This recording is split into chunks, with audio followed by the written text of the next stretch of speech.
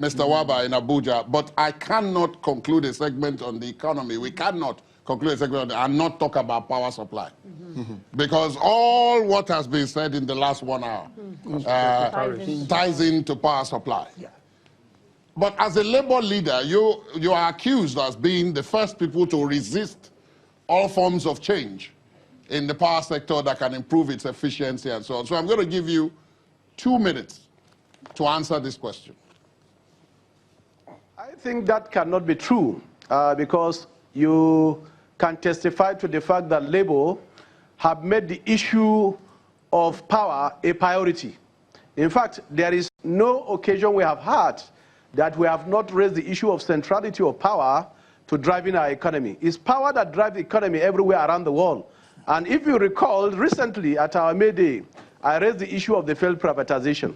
Because one, some of the promises that were made to the effect that once we privatize, those issues will be addressed, is one, that government will no longer invest in power. We know how much government have invested after the privatization process. That will end darkness. We also know what is happening, despite the improvement, but clearly I think we are not yet there. And I think Labour have never resisted the effort that is being made to make sure that this particular important sector is revived, because it's central to our economic development and the prosperity of the country. So I think, if you remember, we have actually stood with the people to say that this is central, and therefore whatever we need to do it. I can give you an example of a country like Ethiopia, where in the privatization process, citizens actually bought in, and they generated resources. Not this one that we did, claiming that people bring resources from outside, and at the end of the day, I think no resources and expertise have been brought in. So clearly, I think we are on the same page to say that let us revisit the privatization exercise.